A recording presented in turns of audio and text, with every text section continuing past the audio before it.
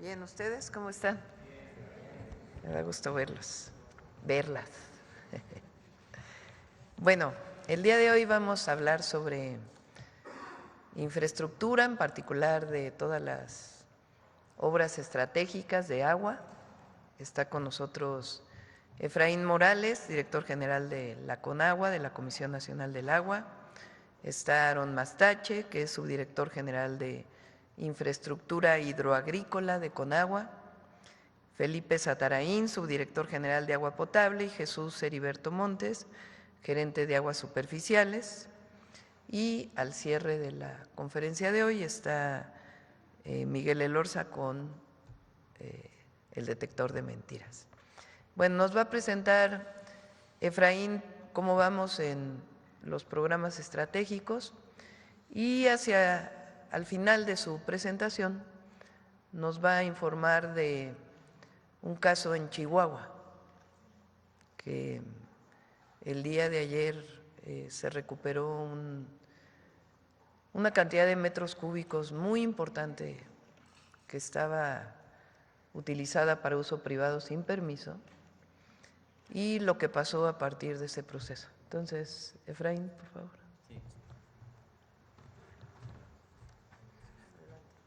Sí, mejor aquí.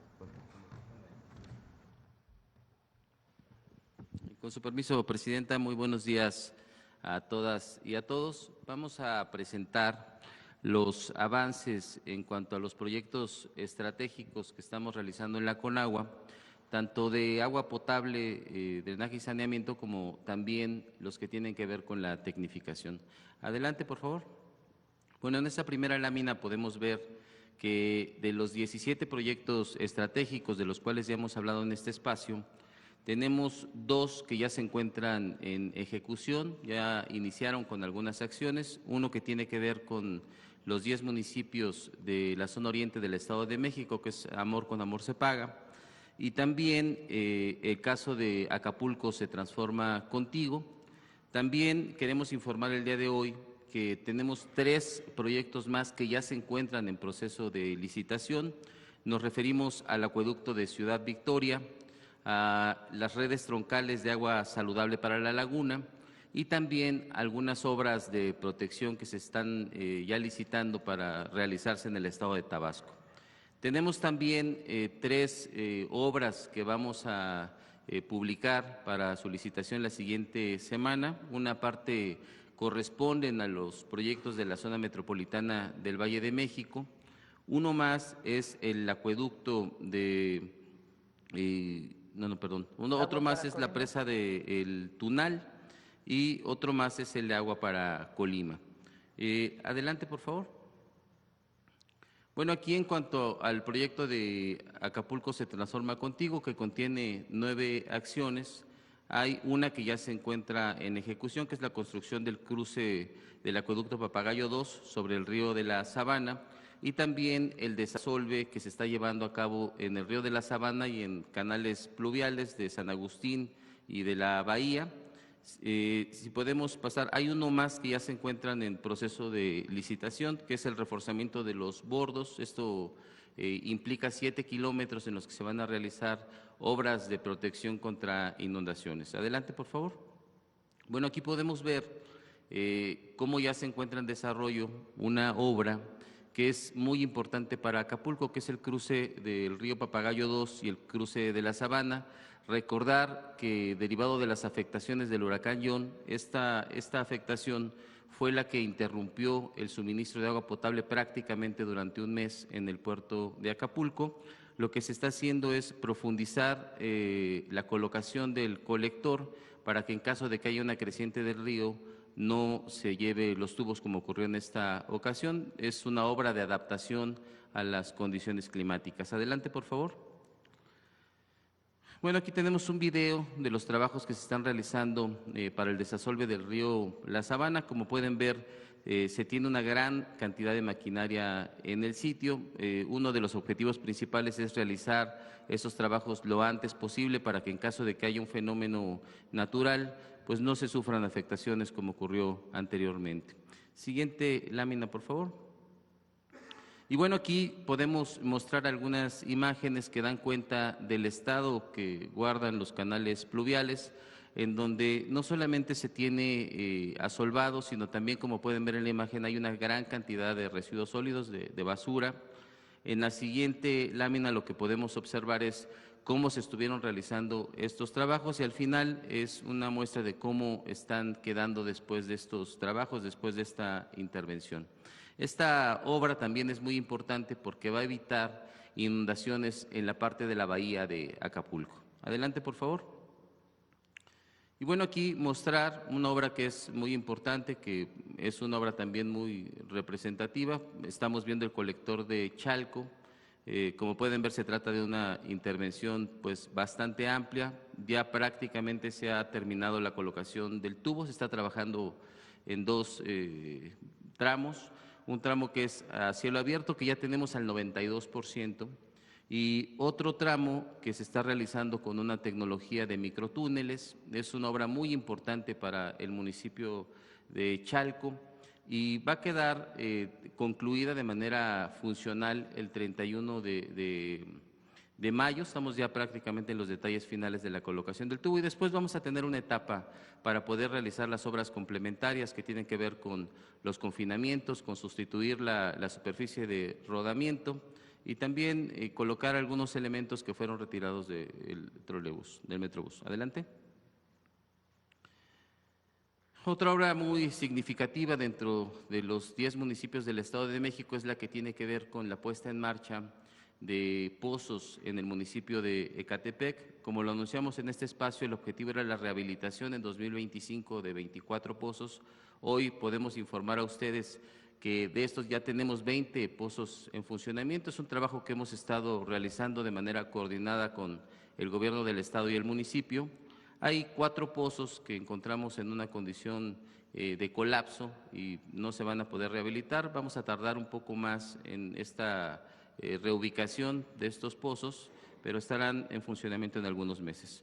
Y bueno, algunas imágenes de cuál es el estado en el que están quedando ya estos pozos rehabilitados. Adelante, por favor. En cuanto al resto de las acciones que se están llevando a cabo en estos 10 municipios del Estado de México, podemos decir que ya tenemos 12 acciones de las 101 que platicamos en este espacio en ejecución. Ya tenemos 12 acciones más en licitación. En este momento se están llevando a cabo los concursos y en unos días más vamos a iniciar. El resto se encuentran en la elaboración de los proyectos. Como pueden ver, es un proyecto en el que se ha avanzado con velocidad. Adelante, por favor. Y bueno, este es un elemento muy importante. Como ustedes saben, en el mes de enero, nuestra presidenta, la doctora Claudia Sheinbaum, convocó a las gobernadoras y gobernadores, a las y los presidentes municipales de todo el país, para solicitar que un fondo que reciben los municipios, que es muy importante, que es el FAIS, cuando menos el 30% se destinara para temas de agua. Hoy queremos informar el avance de estos proyectos. Hasta el momento hemos recibido en la Conagua ya 1,622 planes de los casi 2,400 de los que se compone el país.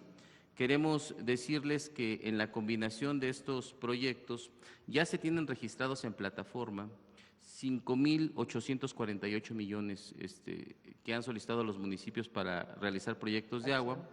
Y esto implica la conciliación únicamente de 564 planes, por lo cual en los próximos días esta cifra se va a incrementar de una manera significativa. También señalar qué representa esta inversión, qué significa para la gente, qué significa para los municipios. Hasta el momento significan casi 6,000 acciones, 4,143 acciones de agua potable, drenaje y saneamiento con la que la gente de los municipios se va a ver beneficiada. Adelante, por favor. Y en el caso de la tecnificación de los distritos de riego, informar en este espacio que ya en el caso hemos iniciado ya con los procesos de contratación. El caso del pabellón Aguascalientes, el distrito 01, ya se encuentra en proceso de licitación. Tenemos 8 paquetes más que corresponden al Valle de Juárez, a Delicias, al estado de Morelos, a Tula, Alfajayucan, a Jacuba, que están en Hidalgo, y la región lagunera, que en estos próximos días, me refiero a las siguientes semanas, saldrán ya a proceso de licitación y en un mes más estaremos dando comienzo a esas obras. Hay otros proyectos que aún se encuentran en proceso de elaboración. El objetivo es que durante los siguientes meses de junio y julio iniciemos ya con estos procesos de licitación y en agosto estemos iniciando las obras. También decir que en muchos de ellos se va a dar hasta esa fecha porque en este momento todavía algunos se encuentran con cultivos en proceso. Adelante. Bueno, aquí algunas imágenes de los acuerdos a los que ya hemos llegado prácticamente con todos los distritos de riego. Recordar que este proyecto no solo implica la tecnificación del campo y que se incremente la producción, sino que también implica que se pueda, parte del agua que se ahorre en estos procesos productivos, sirva para destinarla al consumo humano. Entonces, es una labor que se ha hecho de la mano con los productores, ha sido todo mediante acuerdo. Ya tenemos definidos los volúmenes, ya tenemos definidas las acciones y lo que sigue es ya detallar los proyectos para poderlos llevar a cabo. Adelante. Y bueno, este también es un elemento muy importante, que es la entrega de apoyos para subsidios hidroagrícolas, que para los productores representa el poder adquirir maquinaria, representa mejoras en la infraestructura, sobre todo de canales, compuertas y también a nivel parcelario, implica capacitación y también la organización y el fortalecimiento, por ejemplo, en unidades de riego. ¿De qué tamaño es la inversión? Estamos hablando de 1.659 millones. Decirles que ya se inició por parte del Gobierno de México la entrega de estos subsidios. Se van a realizar durante el mes de mayo y junio la totalidad de la entrega de estos apoyos. Informarles que al día de hoy se han entregado alrededor de 357 millones y el resto se irá integrando durante los siguientes días. Adelante, por favor. Y bueno, aquí dar cuenta de algunas de estas entregas que se realizaron en el estado de Yucatán, de Chiapas, de Michoacán, de Quintana Roo y de Sonora. Agradecerle a los gobiernos de los estados y también a los productores porque este es un proyecto que se realiza en combinación, tiene inversiones de carácter estatal, de carácter federal y también tiene una contraparte de los productores. Es un programa que va a ser de gran beneficio para el campo mexicano. Adelante, por favor. Es la última. Bueno, eso es lo que tenemos que informar con respecto a los temas de agua. Por otro lado, quisiera informar sobre un asunto que aconteció ayer en el estado de Chihuahua, que tiene que ver con la ejecución de una sanción administrativa. ¿De qué se trata este procedimiento? No sé si tengan algunas imágenes por ahí que podamos compartir. Miren, primero decir que, para dar un poco de contexto, que es un elemento importante porque se trata de unas de estas acciones, de estas muchas acciones que se cometieron durante el periodo neoliberal, en donde bajo el amparo del poder político y bajo el amparo del poder económico se obtenían beneficios de manera personal. Lo que ustedes pueden ver en esta fotografía es una propiedad del exgobernador César Duarte del estado de Chihuahua, que durante su gestión lo que realizó fue el apoderamiento de manera ilegal. Construyó presas y represas al interior de un rancho de su propiedad, por cierto, de cientos de hectáreas, en donde acaparó el agua. ¿De cuánta agua estamos hablando? Estamos hablando de alrededor de 700,000 metros cúbicos que se utilizan para beneficio personal. Decir que, como se puede ver en las imágenes, este es el rancho, ahí se ven algunas de las infraestructuras de retención de agua. Decir que resulta paradójico, resulta lastimoso, por decirlo menos, que en un estado como Chihuahua, en donde se tienen pues, grandes carencias derivado del cambio climático y de las afectaciones que se tienen por ello, pues haya un exgobernador que intente beneficiarse cuando hay un gran número de productores que no pueden llevar a cabo la siembra de sus cultivos pues porque no cuentan con este vital líquido. Y otra parte muy importante de la población sufre de escasez de agua y no podemos en este momento por acciones como estas garantizar el derecho humano en esos espacios. Adelante, por favor. Algunas imágenes más de las represas. Adelante, por favor. Miren, esta es una prueba, es una presa que se construyó al interior de ese rancho sin permisos de construcción, sin títulos de concesión, y es la manera en la que se está acaparando el agua, entre otras. Es la presa principal. Adelante. Bueno, también detectamos que no solamente se estaba aprovechando de las aguas superficiales, sino que al apersonarse personal de Conagua, encontramos que también se tenían pozos que se estaban utilizando de manera ilegal, sin concesión alguna. Entonces fueron clausurados el día de ayer. Adelante, por favor. Miren, son imágenes de una presa. Me gustaría que vieran ese video.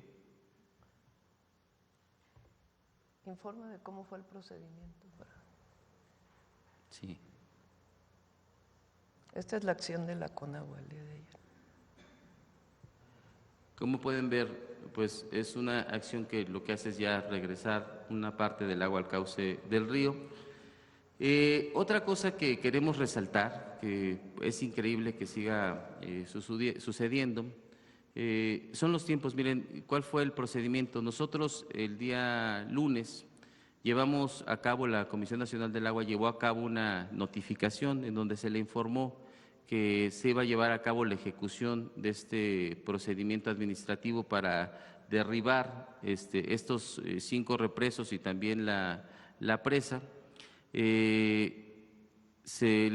Una vez que se llevó a cabo la notificación, el día martes, que fue el día de ayer, se inició con estos trabajos de demolición. Pero, ¿qué creen que es lo que ocurrió? Que es algo muy importante que lo conozca la gente. En tan solo 24 horas,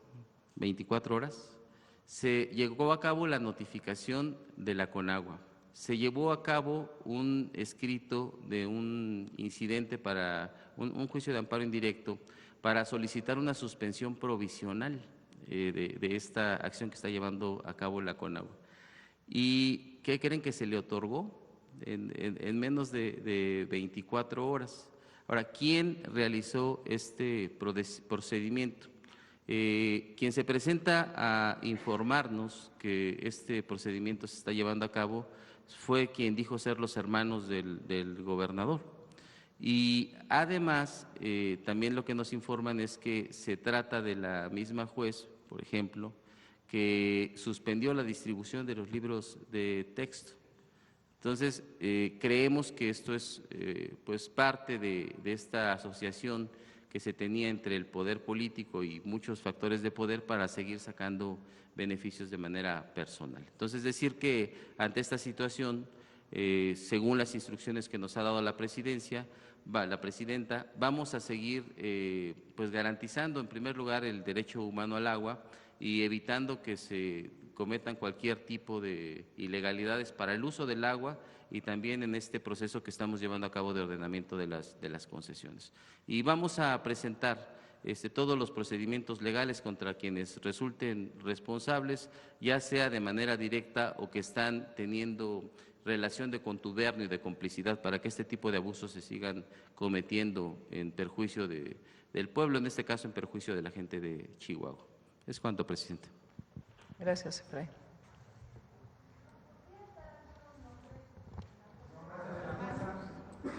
El nombre de la jueza. Y sobre todo detallar cuántas represas o qué es todo lo que encontraron en el rancho, por favor.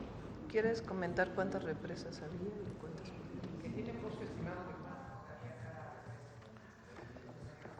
Se trata, el nombre de la jueza es Madi Estrada y se trata de una infraestructura de 5 represas y de una presa principal, como lo pudimos ver en las imágenes, además de un pozo que también se muestra en las imágenes.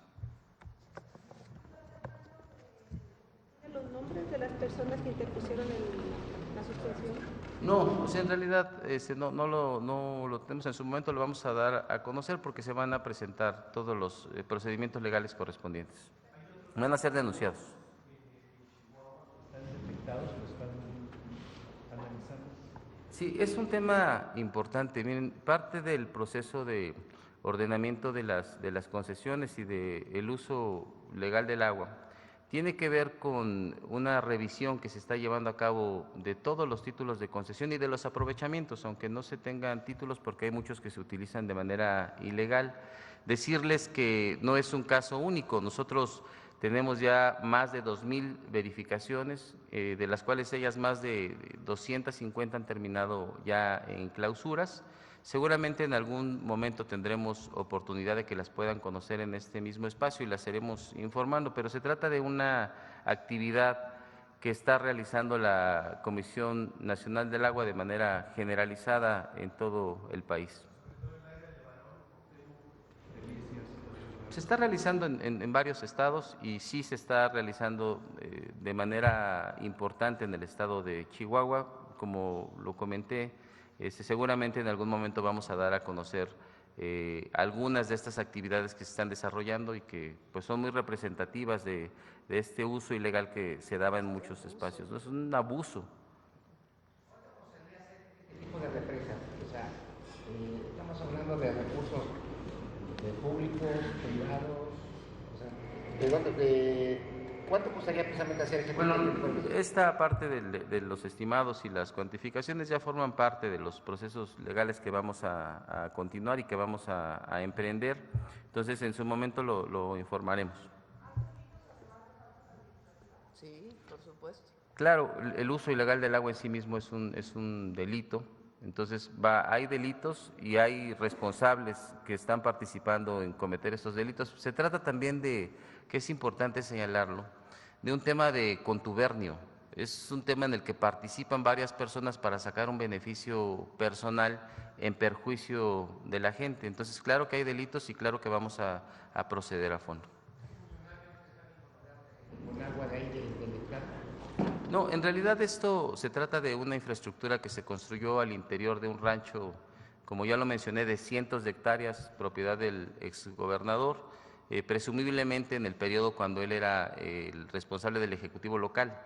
Entonces, es la información que tenemos hasta el momento, seguramente vamos en los próximos días a detallarla. Gracias. Pues este es parte de, la verdad, el extraordinario trabajo que está haciendo Efraín Morales y todo el equipo de Conagua, además de las obras estratégicas, del trabajo muy importante de tecnificación de riego agrícola, que es de donde nos va a permitir tener agua para consumo humano, es decir, ahorrar agua para riego, para consumo humano, y es un trabajo muy, además de técnico, pues de mucho consenso social, porque se está trabajando con los distritos de riego para que estén de acuerdo en que se lleven a cabo estas obras. Entonces, hay un avance sustancial muy importante, además de los proyectos estratégicos. Y el otro tema que platicamos desde el principio del gobierno es que se están poniendo en orden las concesiones. Había 3 sistemas de registro de concesiones, que incluso esto lo platiqué en su momento en la transición con el presidente López Obrador. Él me dijo, ojalá se pueda poner en orden todo esto porque a nosotros ya nos dio tiempo. Recuerden que cuando entró el presidente López Obrador, se quemó un piso de la Conagua donde estaban todos los archivos de las concesiones, casualmente. Y ahora pues lo que se ha hecho es un trabajo muy detallado de cada concesión, irla a revisar, si tiene registro que es concesión para riego, pero en realidad se está utilizando para utilizar el agua para un desarrollo habitacional, pues está obligando a que registren de nuevo su título para que tengan que pagar el agua, porque el agua para riego no tiene costo, no tiene pago de derechos. Pero si esa agua que no tiene pago de derechos se está utilizando en un desarrollo habitacional y ese desarrollo habitacional sí paga agua, pues entonces ¿a quién se le está pagando? Entonces, desde esos temas hasta estos otros. Fíjense, esta cantidad de agua, que son 700,000 metros cúbicos, está en la cuenca del acuerdo de 1944 con Estados Unidos. Es el uso privado de un recurso nacional sin permiso, sin concesión. Se hace un trabajo legal de notificación primero. Cuando se notifica no se puede justificar y entonces se entra para poder hacer que esa agua pues sea un bien público. Y entonces llega un amparo en 24 horas, rapidísimo, que otorga una juez que es la misma juez de los libros de texto, que no permitió que se distribuyeran los libros de texto en Chihuahua. Entonces ahora pues se va a presentar denuncia penal a la Fiscalía General de la República, primero por el uso ilegal del agua y segundo, pues todos los que estén vinculados con este proceso, porque el agua es un recurso nacional y hay mecanismos para concesiones de agua. Lo que no se puede permitir es que en un lugar donde hay escasez de agua, pues hay una apropiación privada del agua sin permiso y además pues en este contubernio de autoridades. Entonces el agua es un recurso de la nación y este trabajo lo vamos a seguir haciendo. Pues en cierta forma sí.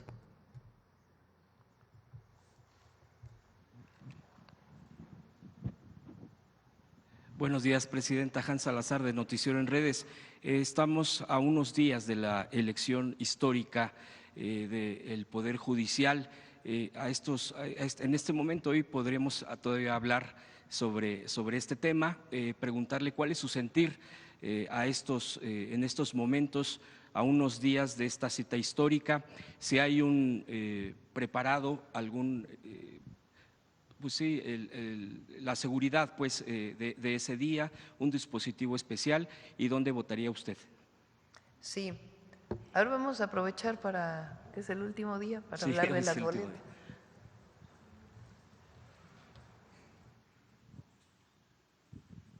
A ver si me ponen las 6 boletas.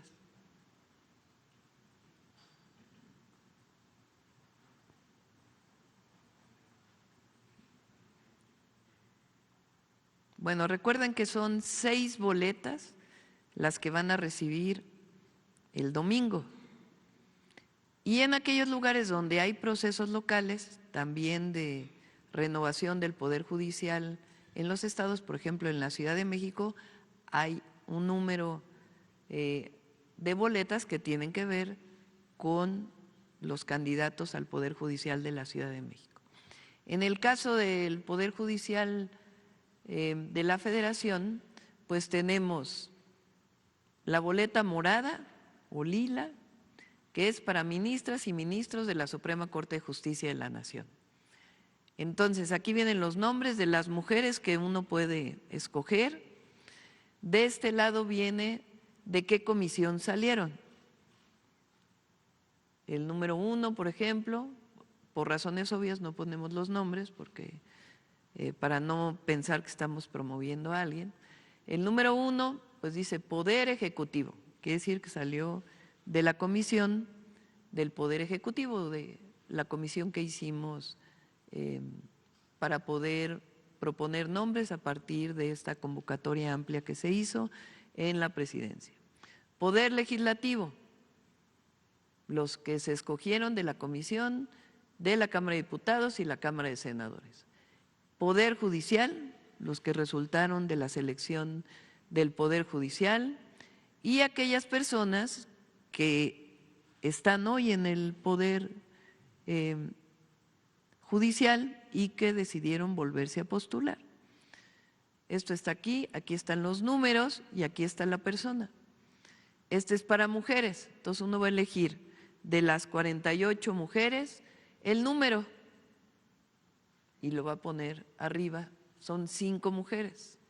Y en el caso de los hombres hay un número propuesto, es lo mismo, las que propuso el Poder Ejecutivo, Poder Legislativo, Poder Judicial, o que ya están actualmente en el Poder Judicial. Uno escoge los nombres y al número que le corresponde lo pone en la parte de arriba. Luego, la que sigue. Para magistradas y magistrados del Tribunal de Disciplina Judicial. Esta es la sustitución del Consejo de la Judicatura. Es el nuevo organismo que va a revisar la participación de los jueces, si lo están haciendo bien, si no lo están haciendo bien, si hay alguna denuncia, la van a resolver. Este es nuevo, una nueva institución dentro del Poder Judicial, es el Tribunal de Disciplina Judicial y el sistema es igual. Están los números, quién los propuso. En este caso, si se repiten, pues es porque eran parte del Consejo de la Judicatura y ahora se inscriben para el Tribunal de Disciplina Judicial, decide uno por quién quiere votar y pone los números. En este caso hay 3 mujeres y 2 hombres. Adelante. Este es el magistradas y magistrados de la Sala Superior del Tribunal Electoral del Poder Judicial de la Federación. En este caso son las personas que faltan en la Sala Superior, una mujer y un hombre. Entonces, en este caso, pues es lo mismo. ¿Quién los propuso? El número, uno escoge una mujer y un hombre y el número al que corresponde lo pone en la parte de arriba. Adelante. Después viene magistradas y magistrados de la Sala Regional del Tribunal del Poder Judicial de la Federación. Estas son para diversos estados nombres diferentes, porque son regionales. Y es lo mismo, y es para el Tribunal Electoral, está quién los propuso, el número, el nombre, y en este caso se eligen 2 mujeres y un hombre. Adelante. Y ahora viene el de jueces y juezas de distrito. En este caso de juezas y jueces de distrito, aquí va a tener uno que escoger del color anaranjado, una persona del color anaranjado, mujer, y la pone arriba. Del color moradito, que es el juez civil, una persona del color morado y lo pone en el color morado. O lila, del color más azulado, más morado, este es lila, morado, también, y lo pone arriba. Del color azulito, de todos los del color azulito, arriba, y del amarillo, arriba. E igual para las mujeres y para los hombres. Esta es la manera en que vamos a votar el próximo domingo.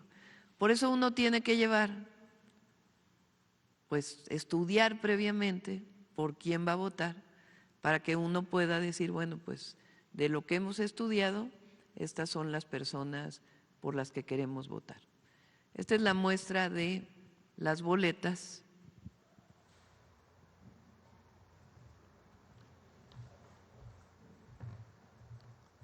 que vamos a tener el domingo. Entonces, voy a votar aquí en la calle de Moneda, que queda aquí saliendo,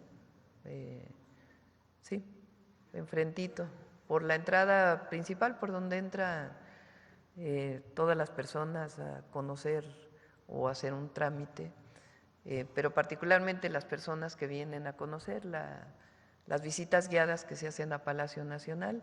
Por ahí enfrente está justamente prácticamente la casilla. Pues ¿a qué horas abren las casillas? A las 9 de la mañana, digamos, estaré votando.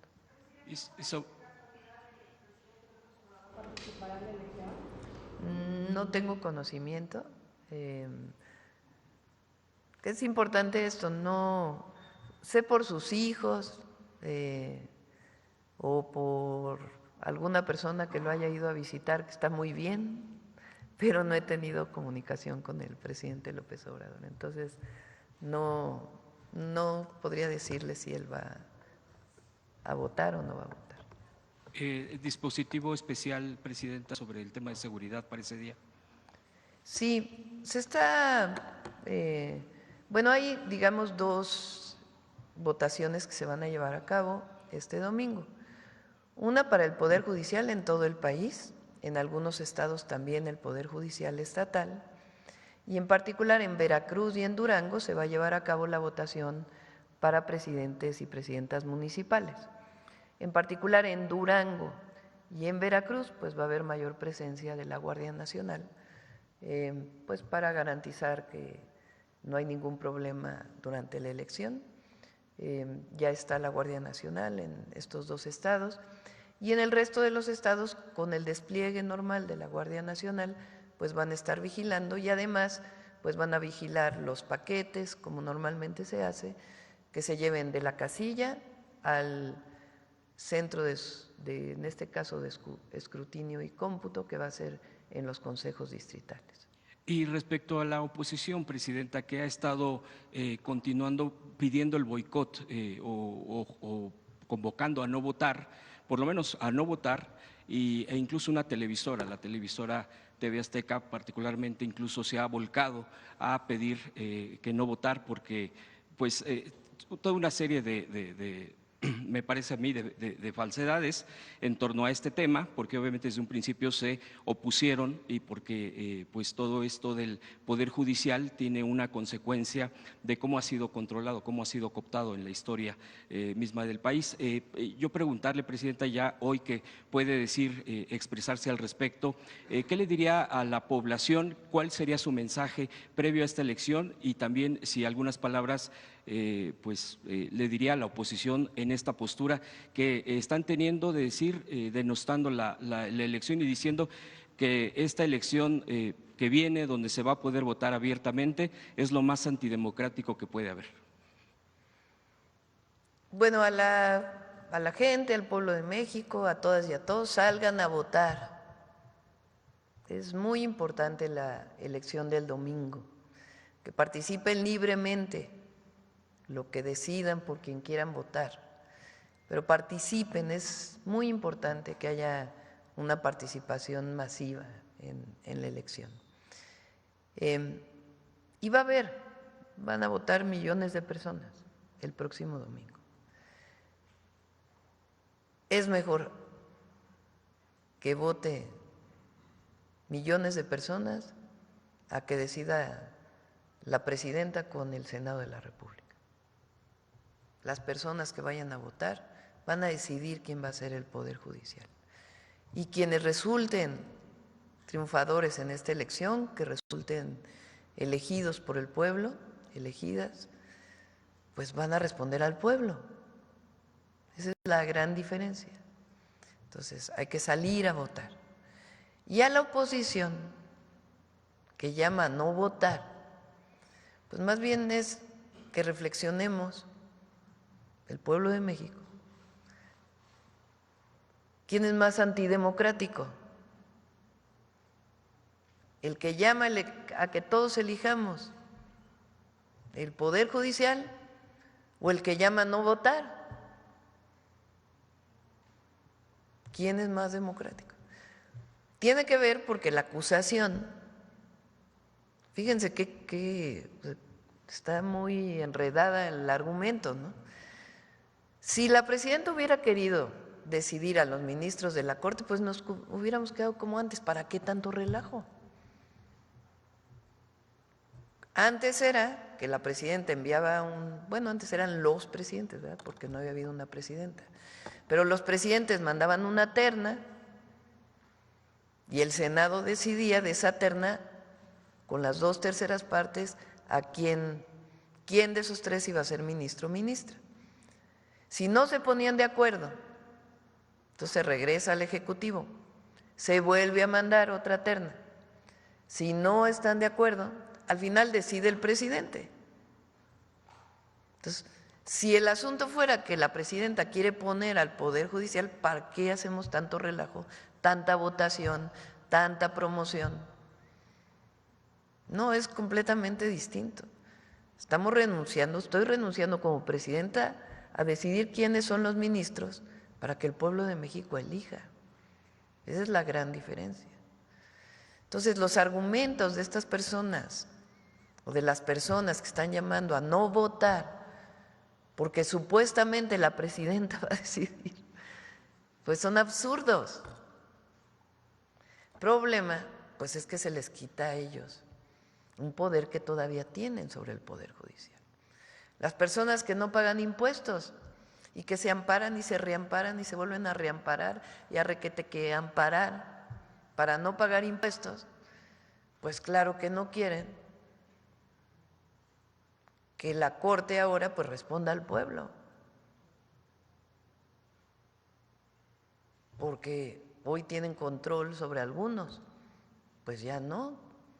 ¿Quién va a decidir sobre los temas en el país? Pues los nuevos ministros y ministras. ¿Que quién los eligió? El pueblo de México. Van a tener mucho más libertad. Y al final lo que queremos es que haya justicia en el país. Que la justicia no sea para los que tienen dinero y no para los que no tienen dinero. Vean el caso de Chihuahua. Como hay una persona que tiene influencias, pues entonces consigue un amparo en 24 horas para que se le proteja de un acto ilegal, el robo del agua, que no tiene otro nombre. No, lo que queremos es que el rico, el pobre, que el que vive en el norte, el que vive en el sur, que todas y todos tengamos el mismo acceso a la justicia. Esa demanda viene desde los sentimientos de la nación de Morelos. Entonces, vamos a tener un mejor poder judicial. Presidenta, sobre el tema de la CENTE, usted ya ha tenido una postura muy clara todos estos días, ellos también se han manifestado, a pesar de que hay molestias de la gente y que también hay que decirlo, bueno, por lo menos desde mi punto de vista, han tenido luchas históricas de la CENTE y eso no se puede tampoco quitar del renglón, a pesar de incluso a veces hasta llegar a la confrontación que también ya se ha comentado aquí, y que pues ellos se han manifestado, se han movilizado, ha habido pues expresiones diversas, pues de lo último que yo he leído, porque pues hay que estar muy al pendiente de cuáles son las posturas, de acuerdo a lo último es que no se oponen a la elección, pues que no van a hacer un boicot al respecto. El día de hoy entiendo, bueno, pues sigue en pie la reunión de las 11 de la mañana en la Secretaría de Gobernación. Preguntarle, presidente, en este contexto ya se han planteado muy claramente, ellos dicen, la derogación de los cambios que se hicieron a la ley del ISSSTE del 2007, el tema también de los recursos, en fin, en este contexto, ¿usted ve algún viso de acercamiento de puntos el día de hoy? Si le han informado por parte de Gobernación o de alguna otra dependencia, si los profesores están listos para asistir al rato, ¿qué perspectiva tiene, presidenta, el día de hoy con respecto a la CENTE? Lo que sabemos es que aceptaron la mesa y que hoy se van a presentar en la Secretaría de Gobernación y pues ahí se va a buscar un esquema pues bueno, primero diálogo, que es muy importante, y segundo, pues algunas medidas que pueden seguir ayudando a los maestros en la medida que el presupuesto público alcance. Entonces, vamos a esperar al día de hoy y esperemos pues que se haya una salida al plantón que tienen aquí en el Zócalo. Nosotros, como siempre lo hemos dicho, el diálogo está abierto y los acuerdos a los que yo me comprometí con todo el Magisterio Nacional y esta puerta de diálogo y algunas demandas que también hay en los estados que se están atendiendo. Entonces vamos a esperar a al diálogo de hoy, esperemos que ya sea un espacio de salida. Por último, Presidenta, la reunión que tuvo ayer con los padres de los 43 de Ayotzinapa, si nos puede platicar algo al respecto, que es al final de la reunión pues hubo incluso este tipo de declaraciones donde hay un reconocimiento al esfuerzo que está haciendo para encontrar a los jóvenes, digamos así tal cual, porque bueno, siempre hay este tipo de versiones. Incluso algunas muy desafortunadas, pero decían también tienen una postura de que también debe de haber algún tipo de cambio en algún funcionario, concretamente el fiscal especial. ¿Qué nos podría comentar al respecto? Y le agradezco las respuestas. Fue una reunión desde mi punto de vista de acercamiento. Nosotros estamos buscando, digamos, nuevos métodos de investigación. No estamos buscando. A través de la Secretaría de Seguridad y Protección Ciudadana y de la propia Fiscalía, estamos buscando nuevos esquemas de investigación, o estamos desarrollando, mejor dicho, nuevos esquemas de investigación, que no quisiera dar mucho más información, pero que tienen que ver con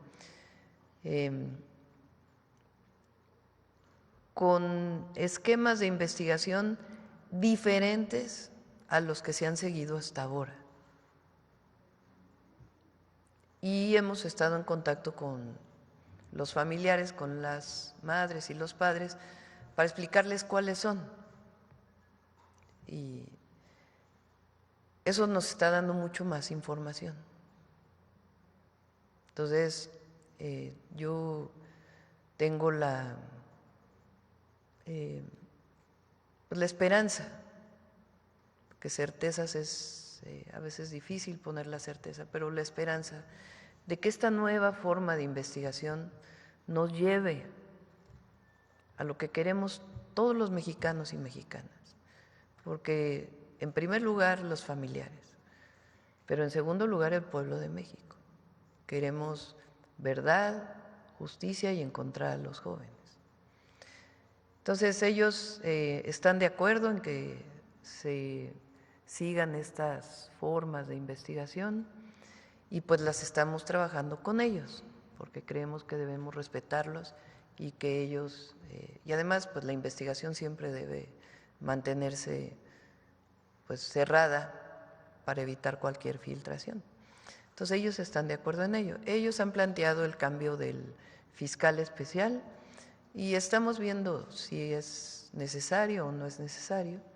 De todas maneras, el doctor Gertz, a propuesta nuestra, está fortaleciendo la Fiscalía con personas que tengan esta especialidad en estas formas de investigación, que nos permitan ir pues abriendo nuevas rutas para poder conocer la verdad.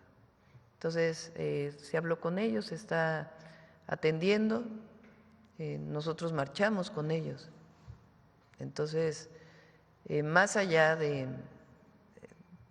digamos, de lo que ya se venía haciendo con el presidente López Obrador, la comisión, etcétera, pues esta nueva vía que nos va a dar, pienso yo, nuevas herramientas para llegar a la verdad. Alma. Muchas gracias. Presidenta, quisiera sobre el caso de la UIF. Ayer anunció que están negociando con los cómplices de Genaro García Luna. ¿Qué información tiene ustedes? ¿Ellos les están revelando toda la trama? Sí, no, esto que se informó ayer no tiene que ver con las responsabilidades y que se siga con el juicio para las responsabilidades de García Luna y su red de complicidad. Ese sigue su camino. El tema es esencialmente cómo se regresan los recursos. Entonces ahí es donde hay este espacio de negociación de cuántos recursos y cómo se regresan estos recursos. Pero es independiente de que se siga la investigación y la responsabilidad. Recuerden que es un juicio civil no es penal en este caso. Entonces, en este juicio ya se reconoció por parte de la juez que en efecto hay responsabilidades de García Luna y sus cómplices, y mientras sigue el juicio se están viendo las posibilidades para el regreso de los recursos a la Federación para ser utilizados para beneficio público. ¿Habría la posibilidad de que parte de los cómplices o los que están los dueños de las empresas pudieran tener una reducción de pena? No lo sé. Es parte de un esa juicio negociación. civil el penal pues ese sigue su camino. Por el otro lado, sobre el domingo, ¿usted va a ir a Acapulco a un evento de la Secretaría de Marina? Sí, es el aniversario de Secretaría de Marina, entonces terminando de votar nos vamos a ir a Acapulco para pues celebrar este aniversario o conmemorar este aniversario. Sí, perdón. Sobre la elección judicial, ¿ustedes han recibido algún reporte de focos rojos? ¿Tienen alguna preocupación en particular? No hay focos rojos en particular. Lo que estamos haciendo pues de manera preventiva, particularmente tener más vigilancia de la Guardia en Durango y en Veracruz, por ser doble la elección, y en los demás estados pues una vigilancia que siempre tiene la Guardia, y lo que se tiene que hacer a solicitud del INE de los paquetes electorales. ¿Usted tiene previsto dar algún mensaje por la noche sobre la elección? Pues a la noche, ya que se dé a conocer, parece que después de las 11 de la noche, por lo que he escuchado del INE, por lo que ha sido su comunicación permanente, después de las 11 van a dar a conocer cuántas personas votaron. Entonces ahí pues ya podremos nosotros dar un mensaje y después esperar al cómputo de las 6 boletas. Y por último, Presidenta, ayer hubo una explosión, una explosión de una mina en los límites de Michoacán y Jalisco, saldo de 6 guardias nacionales. ¿Cuál es la información que les dieron en el gabinete? Sí, pues es muy lamentable que esto ocurra, el uso de artefactos explosivos, y nuestra solidaridad, cariño y todo el apoyo a los familiares de la Guardia Nacional. Y se está trabajando de manera muy importante en seguridad. El día de ayer hubo 44 homicidios reportados. Por supuesto que quisiéramos que no hubiera ninguno, ¿verdad? Pero recuerden que el promedio en septiembre del año pasado era de casi 80, 75. Entonces van disminuyendo y hay detenciones muy, muy importantes, además del trabajo de atención a las causas. ¿Lo de la mina se lo adjudicarían a algún grupo? Se menciona al cártel Jalisco. Ya en esa parte yo prefiero que lo informe el Gabinete de Seguridad. Gracias. Gracias, Presidenta. Buenos días, Gaspar Vela, de Grupo Milenio. Regresando al tema de la reunión que tuvo ayer con familiares de los normalistas de Ayotzinapa, entendemos que fue presentado Mauricio Pasarán como coordinador general de investigación de esta unidad especial. ¿Qué papel jugaría él, Presidenta? Él está trabajando en la Fiscalía Especial. Es un Ministerio Público que trabajó con Ernestina Godoy en la Fiscalía General de Justicia de la Ciudad de México y que conoce estas, digamos, nuevas formas de investigación para aterrizarlas en carpetas de investigación, que es muy importante.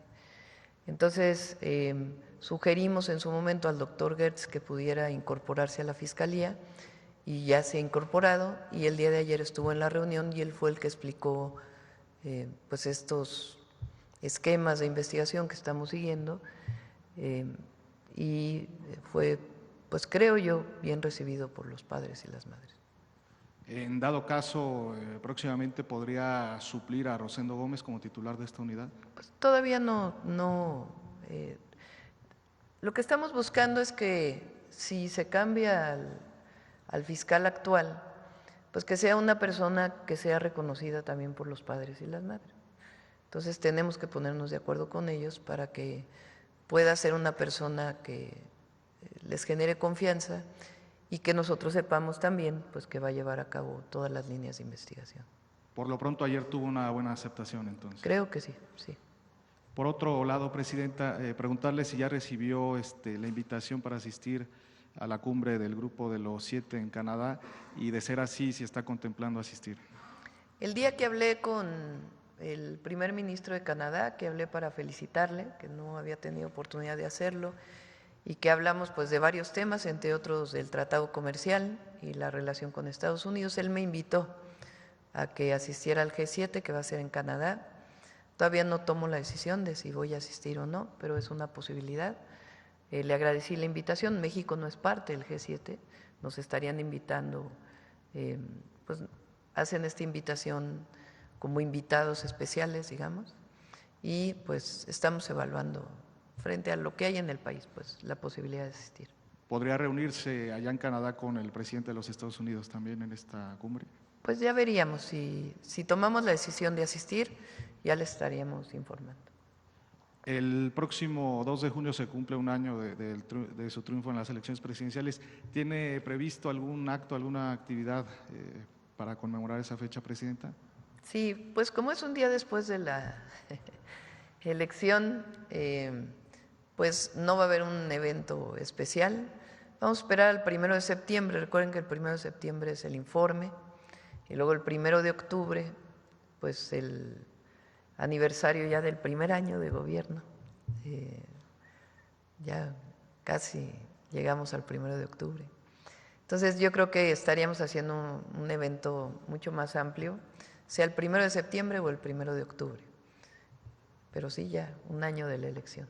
Finalmente, Presidenta, ayer su gobierno informaba… La mejor forma de celebrar el año de la elección es la elección al Poder Judicial. Es lo mejor.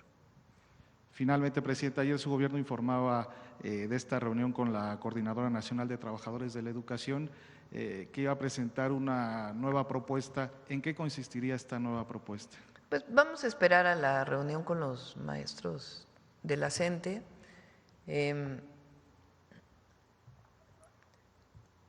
No tiene que ver con,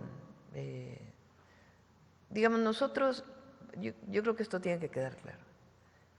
Nosotros no estuvimos nunca de acuerdo con la reforma del 2007 a las pensiones.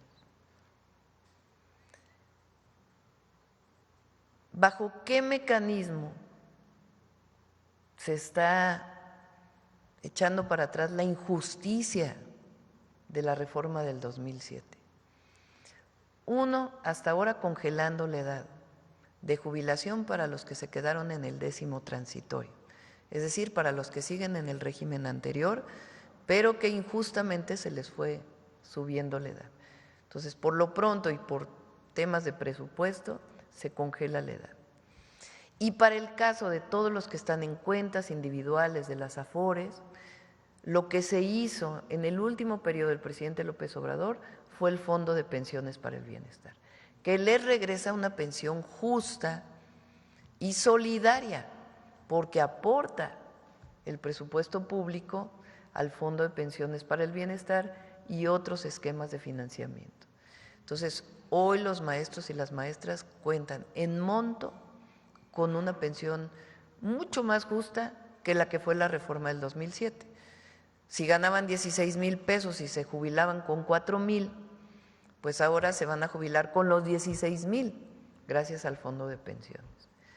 Entonces, eso es lo que nosotros decimos, que es una forma que se hizo en el último semestre del sexenio del presidente López Obrador para echar para atrás la reforma del 2007. Pero ahí hay algunos temas en donde todavía podemos seguir platicando. Y seguir platicando también. No se trata de cerrar la puerta del diálogo, sino que ellos tengan… que ellos levanten pues su movilización, que se pueda regresar a clases y nosotros seguimos platicando con ellos, no es algo que se cierre. Entonces yo esperaría mejor a que tuvieran la reunión hoy y ver si es una salida, algunos temas que estamos planteando, y si es así, pues ya lo informaría. Muchas gracias, Presidenta. Sí. Bueno, a ver acá para terminar de este lado y ya nos vamos para acá. Muchas gracias, Presidenta. Buenos días. Jimena Mejía, de Grupo Imagen. Quiero consultarle los avances que hay en las mesas de trabajo con los colectivos de Madres Buscadoras para incluir sus propuestas en la Ley General en materia de desaparición. Esto porque ayer el coordinador de los diputados de Morena, Ricardo Monreal, anunció, o más bien se prevé, pues las 2 fechas del periodo extraordinario, que incluye 22 iniciativas y que también está propuesta esta. Sí, hay mucho avance ya. Si quieren, la próxima semana le pedimos a Rosa Isela y a Arturo Medina que nos vengan a informar cuáles son algunas de las modificaciones que plantearon los colectivos y que van a ser incorporadas. Okay. Consultarle sobre las investigaciones que presentaron ahorita de Conagua. ¿Hay registro de otros gobernadores que hayan aprovechado sus cargos para tomar agua para su uso personal y familiar? Se está revisando, no hay en particular de algún exgobernador.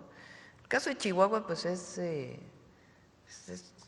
increíble, pues, con tanta escasez de agua y la apropiación privada.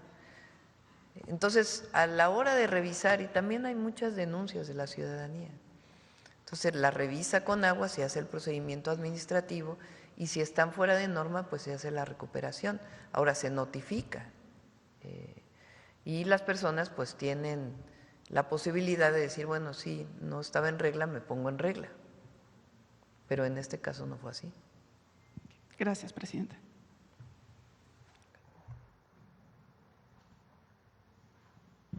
Gracias, presidenta. Buenos días, Karina Aguilar, de Diario 24 Horas. Preguntarle también, ayer el fiscal, el fiscal especial de Ayotzinapa, dio unas declaraciones previas a su encuentro. En ellas señalaba que ya se están buscando los cadáveres de los jóvenes. ¿El gobierno da por muertos ya a los jóvenes, presidenta? Es una declaración muy desafortunada. Ahora, Alejandro Encinas ya había dado en su momento, cuando fue subsecretario, ya había dado una declaración en este sentido. Pero la declaración pues no es muy afortunada. Y lo importante aquí pues es que seguimos trabajando. Presidente, preguntarle también, ayer usted informó sobre estos informes que dan los agentes extranjeros o las agencias extranjeras que están trabajando, que hacen algunas labores en el país. Dice que los informes se están dando bien legalmente. ¿Nos pudiera informar cuáles son las principales actividades que están haciendo en el país estos agentes extranjeros? Bueno, ellos informan en el marco de la ley, reuniones que tienen, actividades que se desarrollan y las informan todos a la Secretaría de Relaciones Exteriores, en el marco de nuestras leyes. Pero les informan si hacen alguna vigilancia particular para hacia algún grupo criminal o hacia algunos personajes. Esa información se da, digamos, al más alto nivel, más que un informe escrito de una actividad de un agente de alguna agencia de los Estados Unidos. Si hay información que tiene alguna agencia de los Estados Unidos, el Departamento de Estado, mismo la Agencia de Aduanas y Migración de los Estados Unidos, que tenga que ver con alguna actividad delincuencial o incluso alguna solicitud de extradición, eso se ve en más alto nivel con la Secretaría de Seguridad y Protección Ciudadana o con el secretario de la Defensa, el secretario de la Marina, a partir de esquemas de colaboración bien determinados. Entonces, esa es, digamos, la colaboración que se tiene en muchos casos de información e inteligencia.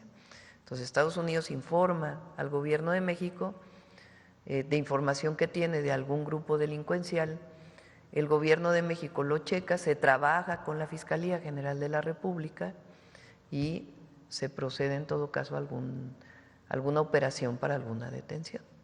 Pero son mecanismos establecidos que no tienen que ver, digamos, con…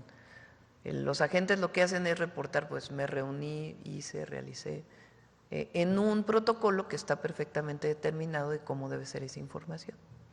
Gracias. ¿Conagua nos pudiera informar de la revisión que están haciendo? ¿Cuántos litigios se tienen en este momento en contra de particulares que tienen pues agua a su disposición y también si de los que se han recuperado, cuántos metros cúbicos ya se han recuperado, por favor?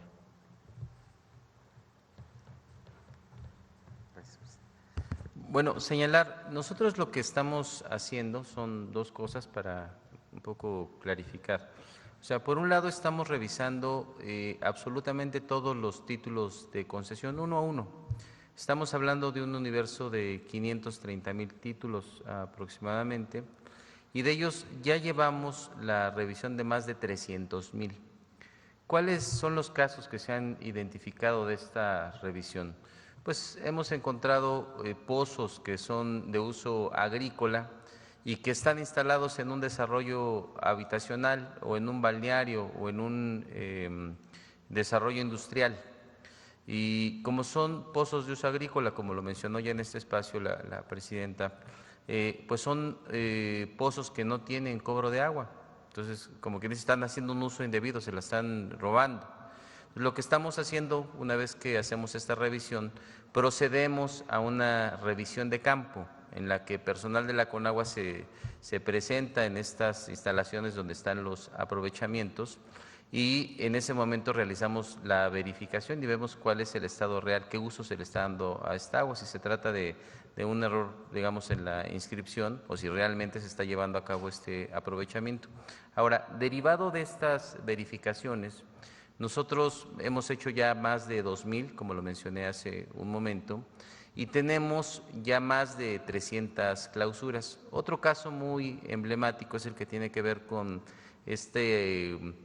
digamos, este uso que se le da al agua de venderla a través de pipas en zonas que tienen una gran necesidad. Entonces, cuando pasa eso, procedemos a la clausura de manera inmediata y se levantan las denuncias correspondientes.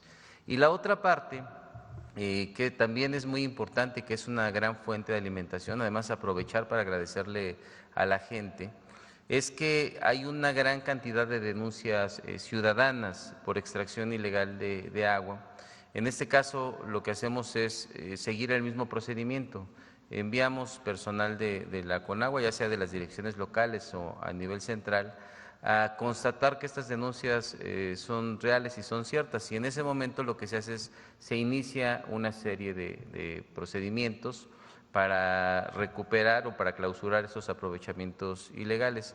Y por lo que respecta al tema de los juicios, nosotros lo que estamos haciendo es un programa de ordenamiento del tema de las concesiones, que es a lo que nos ha instruido la presidenta. Por supuesto, de manera muy enfática, combatir la ilegalidad, combatir el robo del agua, pero también generar procesos de ordenamiento en donde, si no están de manera regular, se puedan ordenar, que puedan seguir con esos aprovechamientos pagando sus derechos, cubriendo con el requisito de que sus descargas sean tratadas, que se ajusten realmente a los volúmenes que se necesitan, que se mida. Entonces es un proyecto bastante laborioso, bastante complejo, hay un gran equipo trabajando en ese espacio y es básicamente el procedimiento que se sigue.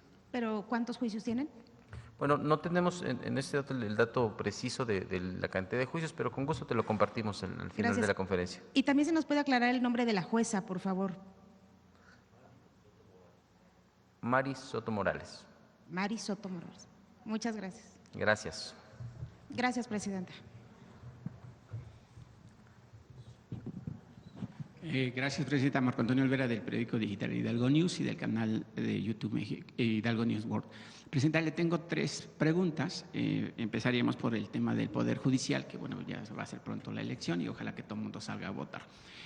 Presidenta, ¿cuál fue la decisión de que usted no haya retomado, digamos, la línea de asignar o seleccionar a los integrantes de la Corte? Usted los selecciona, o así se hacía en anteriores, se seleccionaban los nombres y se pasaban a la Cámara para que allí hubiese una votación, y si no se acordaba, bueno, pues ya usted era, o el presidente en turno, como es su caso, se designaba a los integrantes de la Corte. ¿Cuál fue la decisión por la que usted renunció, como lo acaba de mencionar?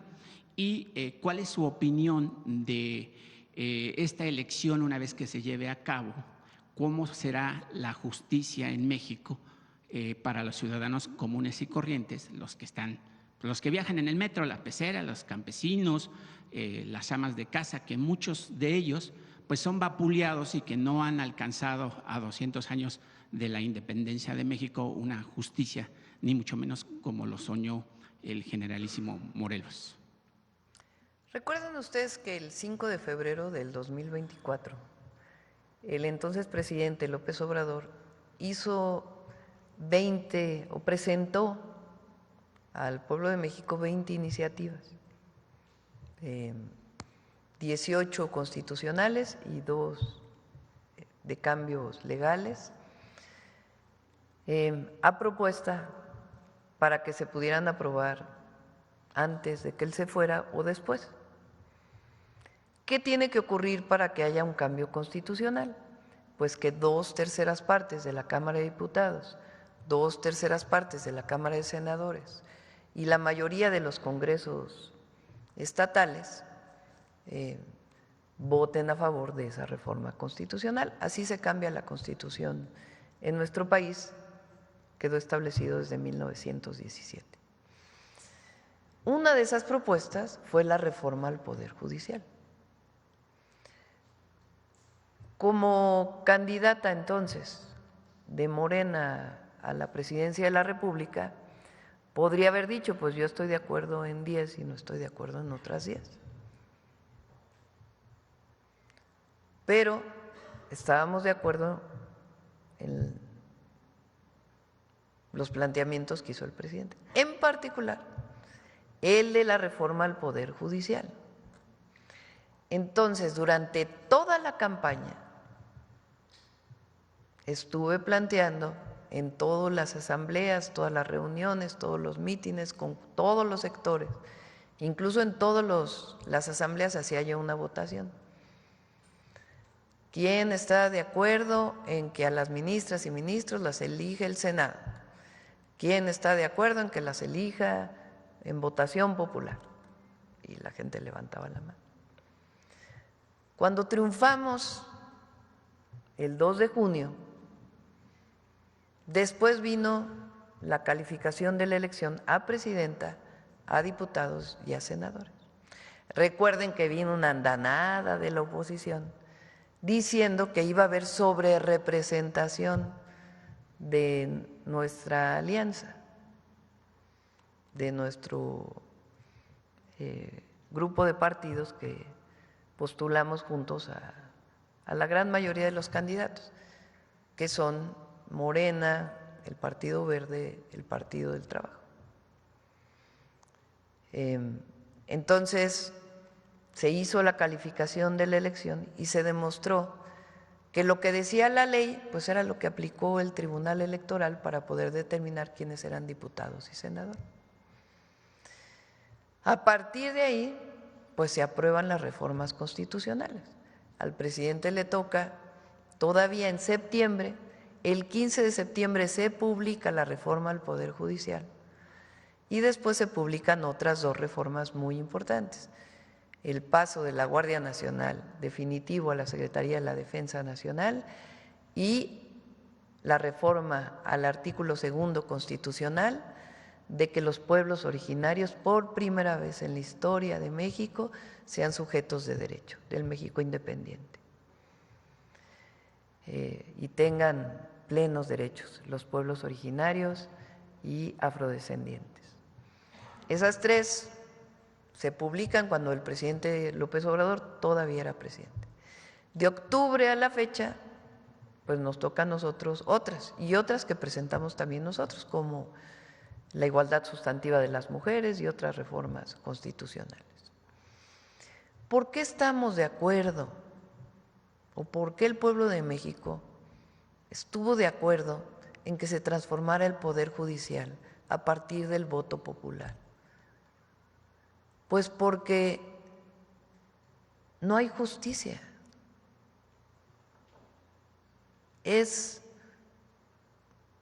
Son muy pocos los casos de acceso a la justicia. Y la Corte en particular, en los últimos años, pues no solamente no hizo nada frente a amparos de delincuentes, de la delincuencia organizada que obtuvieron amparos, o que se les daban amparos y amparos y amparos. Tampoco hizo nada frente, o fue cómplice, algunos de los ministros, de Por ejemplo, la liberación de las cuentas de la esposa de García Luna. O muchos otros temas de permitir que haya impunidad en el pago de impuestos, es decir, que no se paguen impuestos. O temas, por ejemplo, en donde la Corte decidió tomar una posición política en contra del poder legislativo de ciertas leyes que por encima de sus funciones evitaron que entraran en función ciertas leyes, como el caso de la eléctrica. Todo eso, más aparte el reconocimiento de la propia presidenta de la Corte, de que en realidad no había carrera judicial, sino que hay puro nepotismo, porque supuestamente hay una carrera judicial donde haces exámenes para poder llegar a juez y luego a magistrado, que eso va a seguir, o sea, la carrera judicial para quienes son parte del Poder Judicial. Pero ya la decisión definitiva de quién es juez o quién es magistrado, quién es ministro, pues es del pueblo de México. Entonces, ¿cuál carrera judicial si es puro dedazo de amigos, primos, hermanos? Si no, ¿cómo se explica que la mitad del Poder Judicial sean amigos, primos, hermanos de los ministros, de los magistrados, de un estado, de otro estado? Entonces, la decisión de renunciar, porque es eso, porque yo podría haber dicho, no, sí soy candidata de Morena, pero no estoy de acuerdo con la reforma al Poder Judicial. O al final, cuando ya ganara, hubiera dicho, no, pues fíjense que no se van a elegir todos y yo le pido al Congreso. Pues no, primero no traicionamos lo que hablamos con el pueblo. Y segundo, le va a hacer muy bien al país. Se va a refrescar el Poder Judicial. Y además viene una segunda reforma,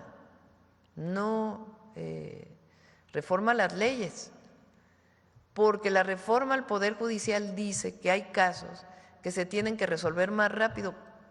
¿Cuántos casos no hay de una denuncia que se pone y tarda 10 años en resolverse? Miles. Prácticamente todos. No hay justicia expedita. Entonces, la reforma al Poder Judicial no solo es la elección, sino que también plantea la modificación de leyes para que se resuelva más rápido y que no haya estos esquemas de amparo sobre el amparo, sobre el amparo, sobre el amparo, sobre el amparo, sobre el amparo, guardando evidentemente el derecho de amparo de las personas. Entonces, toda esa segunda parte viene después de la reforma al Poder Judicial para que el nuevo Poder Judicial pues pueda cumplir no solamente con resolver de manera más justa los casos estudiados y sin que influya el poder del dinero, sino que además los procedimientos se van a hacer más expeditos. Es quizá, bueno, es una de las reformas más profundas de la Cuarta Transformación. La segunda pregunta, gracias, Presidenta. Ahorita que está el director de la CONAGUA, hace 30 de abril, le cuestioné sobre el tema específico del municipio de San Agustín Tlaxiaca. Usted nos dijo que iba a revisar el tema. Yo quisiera saber cuál es el avance, porque la semana pasada el alcalde David Medina tuvo un confrontamiento con los pobladores, utilizando la fuerza pública municipal, pues como la ley del garrote, golpeando a personas adultas mayores, mujeres, porque esta población lo único que está pidiendo es que su agua la administre, la distribuya y la cobre dentro de, obviamente, la alcaldía de San Agustín de Tlaxiaca. En ese sentido, pues hasta la policía estatal pues amedrentó a la gente que participó en esa manifestación. La presidenta no utiliza la ley del garrote y la prueba es que, obviamente, pues los maestros se están manifestando y nadie los molesta. Hay libertad en este país. Entonces, quisiera saber en ese sentido cuál es el avance, Presidenta, y el pueblo de San Agustín Tlaxiaca le exhorta que pudiera intervenir la Secretaría de Gobernación como observadora de este problema, porque insiste el alcalde en entregar el recurso hídrico del municipio a una institución que es CACIM, una institución de las más mal calificadas a nivel nacional, y que, bueno, también están amedrentando, están mal informando a la población que si no se le da el agua a CACIM, pues usted ya no, o ya daría la orden de ya no construir las más de 25,000 departamentos allí en donde está designado en Tlapacoya. Esa es una verdadera mentira, porque ese es un proyecto que usted ya asignó, ya están los recursos, y obviamente el municipio está en disponibilidad de que primero obviamente se satisfagan las necesidades de agua del municipio y compartir esa agua, pero siempre y cuando se pague esa agua en el municipio, que yo creo que es lo correcto y es lo justo. Y yo creo que si usted participa o hay una intervención de la Secretaría de Gobernación para que vaya la Conagua Nacional con la Conagua Estatal, que antes está ahí trabajando Rosalba Montelongo, Casanova y Alfredo Hernández Parra. Pues hoy, Presidenta, si ustedes intervienen o observan, pues estas personas tienen empresas constructoras, tienen departamentos, tienen carros, y es con un sueldo de 30,000 o 25,000 pesos al mes, no pueden tener… ¿Ellos en dónde trabajan? ¿Quiénes son? Es Rosalba Montelongo, Casanova. ¿Pero en dónde? En Conagua Estatal. Entonces, es muy importante que verifiquen ahí el tema de Conagua Estatal, porque la verdad, Presidenta, es que si usted o la gente que participa con usted dentro de su gobierno, pues sería una justicia social para el municipio. Gracias, Presidenta. En ese caso en particular, o sea, hay que recordar que una parte muy, digamos, el artículo 100 constitucional, lo que establece es que la operación de todo lo que tiene que ver con agua potable, drenaje y saneamiento es una responsabilidad municipal. En algunos casos, en algunas entidades, mediante convenios que se realizaron entre los municipios y las propias entidades federativas, se crearon organismos operadores que dan servicio a más de un municipio, digamos, administran una serie de municipios.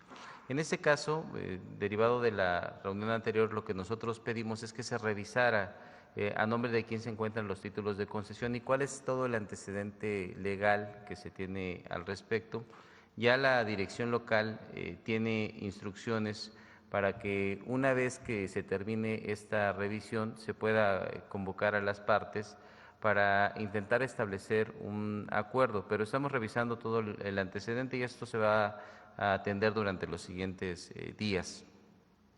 ¿Y cómo van a resolver ese tema? Porque ya es un levantamiento social en el que si hay golpes por parte de la policía municipal con personas adultas mayores, mujeres, pues eso es urgente porque no podemos aplazarlo. Y digo, yo lo entiendo que hay cientos de casos y obviamente no van a estar específicamente con San Agustín Tlaxiaca, pero sí es muy importante. Y yo vuelvo a reiterar, la gente de San Agustín Tlaxiaca trabaja, la gente de San Agustín Tlaxiaca es honesta, pero no va a permitir que se lleven sus recursos y que no dejen dividendos para el municipio. Porque es como le dije la anterior ocasión a la presidenta, es como si México le permitiera a países de Europa extraer petróleo, pagamos la electricidad, pagamos el personal, se llevan el petróleo y nosotros pagamos todos los enseres o los gastos que se te generen. Es imposible. Pues sí, no. O sea, hay que decir que pues todos somos mexicanos y que el agua pues se trata de un bien público de carácter nacional. Y en todo caso, estos temas que tienen que ver con administración y con cuestiones legales, pues requieren de un conocimiento exacto y previo de en qué circunstancias se encuentran exactamente. Es en lo que estamos trabajando, lo vamos a atender. Ahorita si quieres al final te pedimos tu número telefónico y te informamos con precisión Sí. en qué va y cuál es la circunstancia en la que se encuentra, pero se está atendiendo y se va a atender. Sí, yo preferiría que fueran los pobladores, la gente que está haciendo la defensa del agua, porque además ya han sido amenazados y dicen que ya les van a levantar una carpeta de investigación. Pues ya sabe que la justicia y el Poder Judicial se caracteriza por crear carpetas falsas. Y ahí nada más, si me permite, director, Juan Hernández, Froilán Hernández, Rocío Gutiérrez, Miriam Blanco, Salvador Osorio y Edgar Ponce, pues pues son las personas que están en la Defensoría del Agua, no están negados a compartir el agua, como usted bien dice, nos pertenece a todos los mexicanos, ¿no? Y además el plan hídrico de la presidenta pues es transeccional y yo considero que debería de tener una transparencia, una objetividad, pero sobre todo una justicia social. Y en ese sentido, pues estas personas mencionadas pues ya han sido amenazadas y dice que les van a levantar una carpeta de investigación, obviamente falsa, y a mí de ribete por venir a exponer el tema, ¿no? Pero pues ojalá que esto tenga un buen final y por supuesto siempre, insisto, en una justicia social que además es lo que caracteriza a la presidenta. Con mucho gusto, ahorita al final nos ponemos de acuerdo y los atendemos de manera personal. Muchas gracias. Presidente, Gracias. ya para terminar… Lo importante aquí es que, primero, que no haya represión, obviamente. Segundo, que el objetivo es que haya agua. Exacto. Que el agua le llegue a las personas. En algunos casos se está buscando que las administraciones municipales puedan ponerse de acuerdo con la administración estatal, porque los municipios no tienen suficientes recursos para poder atender plantas de tratamiento. Hay muchas plantas de tratamiento, por ejemplo, en el país, que están en manos de los municipios, pero no tienen los recursos ni para pagar la electricidad. Entonces, nosotros necesitamos generar un esquema administrativo en donde haya los recursos suficientes para que todo funcione. Pero en este caso, pues lo que hay que dar es información y que no haya represión. Entonces ya le pedimos a Efraín y que también revise a los compañeros que están a cargo de la CONAGUA en el Estado para que pueda revisarse adecuadamente todo. Sí, gracias, presidenta. Y por último, no hay ningún movimiento en el mundo sin que tenga recursos, ya sea un movimiento social, cultural, artístico, político o de grupos fácticos. En ese sentido, presidenta, a mí me llega una carta de no voy a leer la carta porque obviamente es mucho tiempo, del profesor Oscar Pech, que lleva 38 años como maestro, desde primaria, secundaria, preparatoria y universidad. Él dice, como integrante maestro al interior de este gremio que enseña a los alumnos, que bueno, el movimiento de la CENTE pues participa en maestros de Chiapas, Oaxaca, Guerrero y ahora Zacatecas. Zacatecas es muy curioso, dice Pech, porque pues ahí hay pues, una mano meciendo la cuna. Pues nada más y nada menos que es Ricardo Monreal, que con mecanismos económicos, pues financia para que esto siga un golpeteo hacia su gobierno. Yo creo que no supera, ¿no? En ese sentido, presidenta, pues usted le dio el 9% de aumento salarial a los maestros. Nunca antes visto. Lo que pasó en Zacatecas, porque todo en su justo término, ¿no? Porque todo lo que pasa en Zacatecas, pues… ahora parece que es Ricardo Monreal. Zacatecas, ¿qué pasó? Por primera vez ganó la CENTE, la sección. O sea, recuerden que el CENTE es el Sindicato Nacional de Trabajadores de la Educación. Ayer lo explicaba, o antier, la coordinadora surge como un movimiento que busca la democratización. En aquellas épocas, con Conquitud Barrios y luego con quien lo sucedió, el Bester Gordillo. Y la coordinadora buscó siempre la democratización de su sindicato, que ellos pudieran elegir a sus secciones sindicales en los distintos estados. Entonces, con la reforma que se hizo laboral, pues ahora es mucho más democrático la elección en las secciones. En Zacatecas, bueno, ahí se crea la coordinadora, y la coordinadora pues tiene presencia o ha ganado las representaciones sindicales de a los estados. O sea, el CENTE se divide por secciones, que son las estatales. Y esas secciones, como la 22, por ejemplo, es de Oaxaca, y ahí la coordinadora, la CENTE, pues tienen más presencia que el CENTE. Aunque todos son parte del CENTE, que es el Sindicato Nacional. Entonces, por primera vez en Zacatecas ganó la CENTE, la sección sindical, entre otras, pues por esta apertura en la elección de las secciones. Entonces, por eso hoy Zacatecas, pues la mitad de Zacatecas, poco menos de la mitad de las escuelas están en paro y están participando. Ya los temas más políticos y eso, pues es otra cosa, pero sí hay que explicar, pues, cuál es la razón, ¿verdad? Chiapas también tiene la coordinadora. Por ejemplo, Michoacán también la coordinadora tiene mucha presencia, pero ellos decidieron no irse a paro. Entonces también depende de cada uno de los estados de la República. ¿Y cuál sería? Ya lo dijo hace rato, pero ahí también, pues ahí está participando la gente del PAN, el Movimiento Ciudadano, pues para presentar al exterior, al interior del país, pues que tenemos un país sin rumbo, sin gobernabilidad, porque buscan siempre una desestabilidad en el país. Presidenta, ¿cuál sería el llamado a la oposición para no manipular, porque ya son adultos los profesores, pero cuál sería el llamado a la oposición, pues para que caminemos juntos en este país? Yo siempre lo he reiterado y lo voy a sostener, pues que aquí vivimos todos y estamos en el mismo barco, con diferentes ideales y diferentes pensamientos. Qué bueno que haya democracia en México y que haya oposición. Y tienen derecho, la oposición, a manifestar sus puntos de vista. Ellos tienen derecho a llamar a no votar. México es un país libre, democrático. El asunto es que decide el pueblo, ¿verdad? Entonces, la mayoría del pueblo de México está de acuerdo con el movimiento que nosotros representamos, que es el de la Cuarta Transformación. Pues tan es así que hace un año prácticamente el 60% le dio el voto a Morena para la presidencia de la República o a nuestra coalición. Ellos están en contra de que haya programas de bienestar. Es más, votaron en contra de que estuvieran en la Constitución. Pues tienen derecho a votar en contra y estar en contra de ello.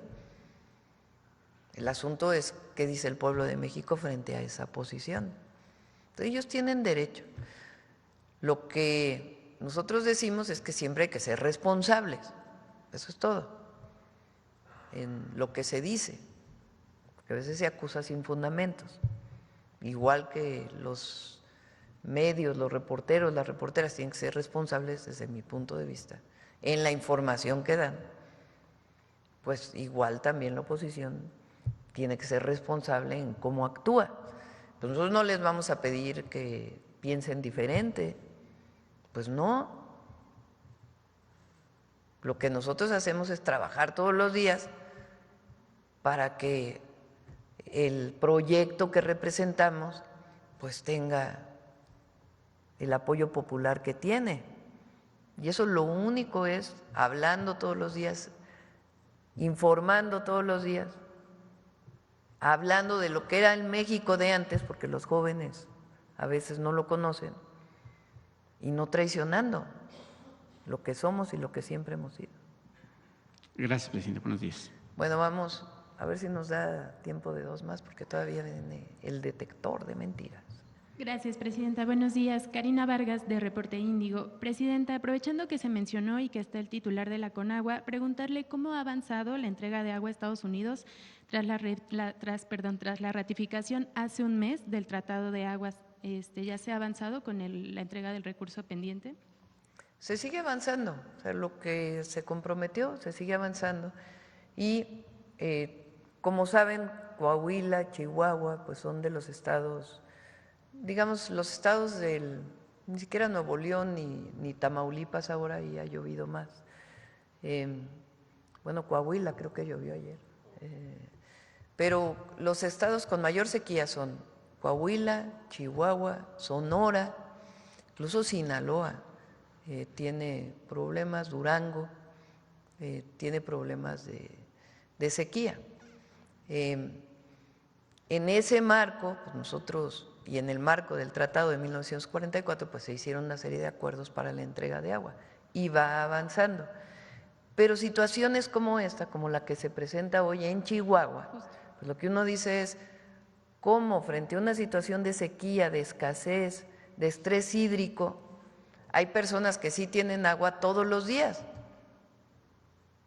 apropiándose de manera ilegal de un recurso que es de todas y todos los mexicanos, y que en todo caso, si requieren algo, pues tienen que pedir el permiso a la CONAGUA y se evalúa si es factible hacerlo de acuerdo a la disponibilidad. Pero va avanzando el acuerdo pues que tomamos. Muy bien.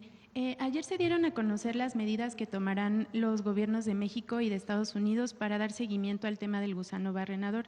Sin embargo, aún no se retira la suspensión de la exportación de ganado. ¿Esto quiere decir que la pausa se mantiene de manera indefinida? No, nosotros esperamos que ya sea muy pronto. ¿Qué pidió la secretaria de Agricultura? Va a venir un grupo de la Secretaría de Agricultura a verificar el plan de trabajo que ya vieron las comisiones técnicas. Ellos también aprobaron la instalación de esta planta para este insecto que en México, para disminuir el impacto, para erradicar la plaga, ¿se dice plaga, Aarón? ¿Tú qué sabes de eso? Del gusano barrenador. Entonces, digamos, ya hay un acuerdo técnico, van a venir a verificar, se va a instalar esta planta y esperamos que muy pronto a partir de esto pues se abra ya la frontera. Lo importante es que ya hay acuerdos y esperamos que muy pronto se abra. ¿Se prevé implementar alguna medida económica para apoyar a los ganaderos mientras avanza este tema? Pues es que ellos, ellos tienen una engorda de ganado que se exporta.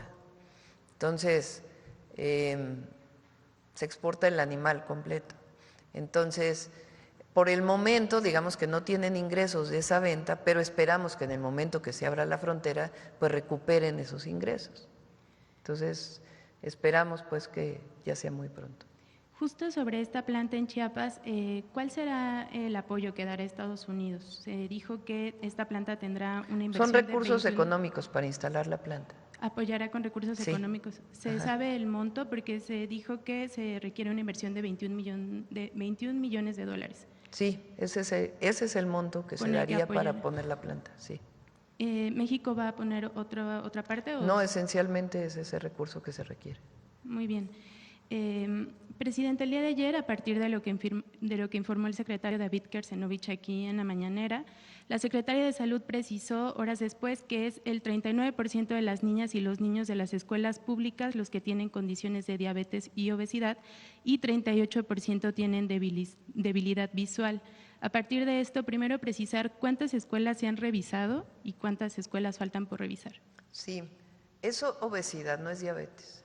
O sea, no es que ese porcentaje de niños y niñas es que tienen problemas de obesidad que los puede llevar a tener diabetes. Se descarta. Tipo 2, pero no es que todos esos niños y niñas tengan diabetes.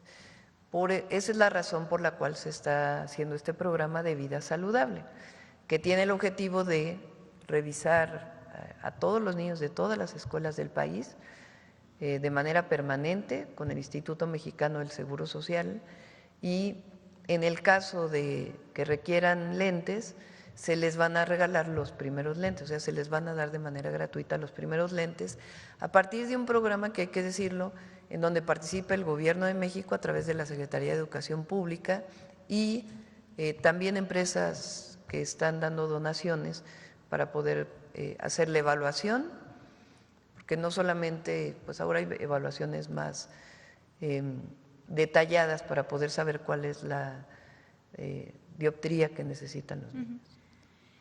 Pero ¿cuántas escuelas faltan por revisar o cuál es el universo que se está Entiendo que más o menos van como en el 20% a la fecha.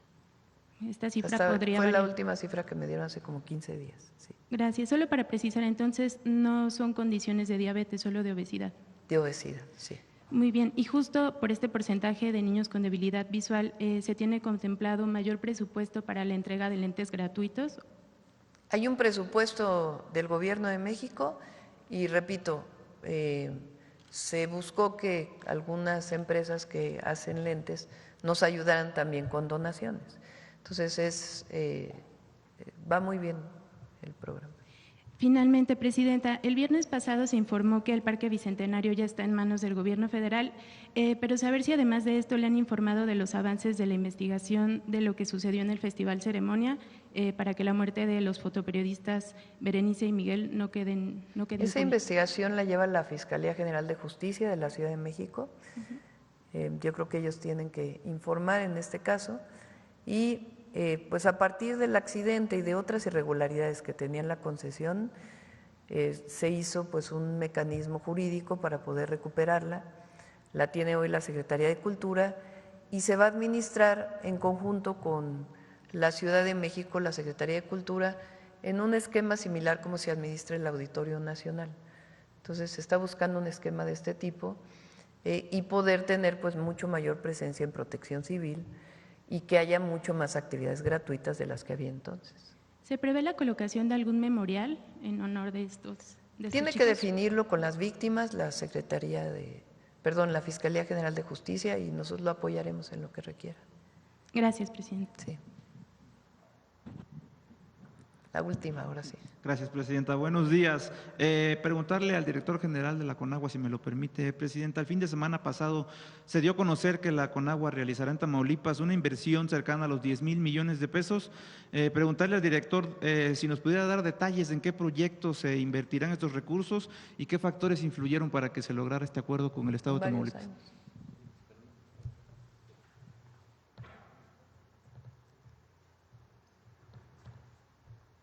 Tenemos aquí el dato de ingeniero Zatarain. Bueno, lo que se informó fue por parte del gobierno del Estado. Estamos platicando con el gobierno de Tamaulipas y con todos los gobiernos las inversiones que se van a realizar durante los siguientes años.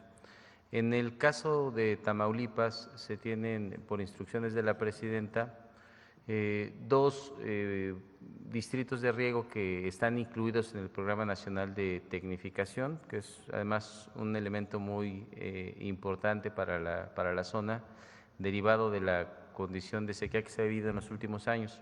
Y la otra es el acueducto de Ciudad Victoria, que por cierto hace unos días ya se encuentra en licitación, y además se están realizando una serie de acciones a través de este esfuerzo que se está haciendo con el Fondo de Infraestructura Social, que va a tener un beneficio para la gente de Tamaulipas, que son redes de agua potables, la rehabilitación de pozos, son plantas de rebombeo, son drenajes. Es de veras un programa muy importante porque soluciona problemas a nivel local muy significativos. La inversión en cuanto a todas estas acciones que se están llevando a cabo, que contemplan no solamente la inversión de la Federación, sino también un compromiso de inversión del Estado y de los municipios, suma esta cantidad a lo largo de todo el sexenio. Se va a ir realizando una inversión año con año.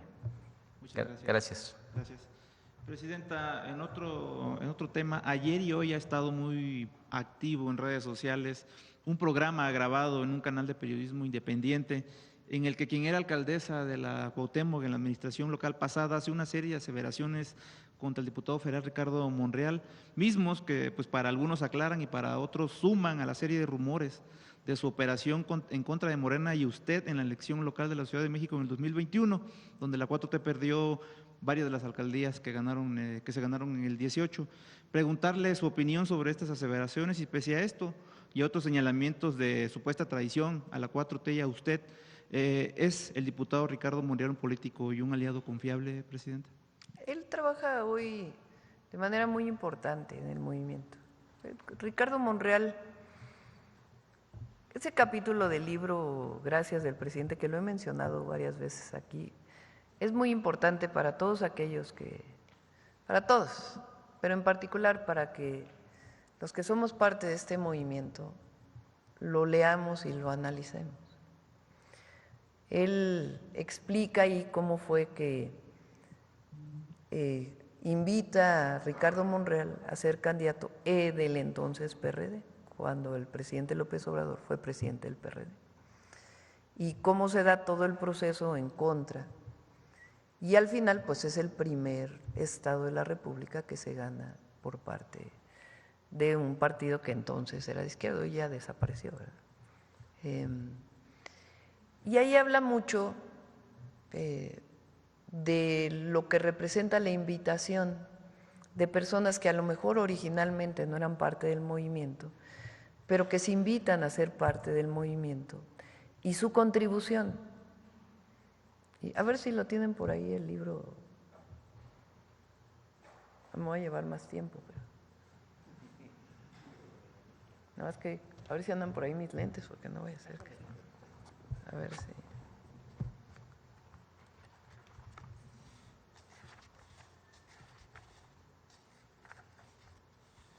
Habla de Cedillo ahí también, vale mucho la pena.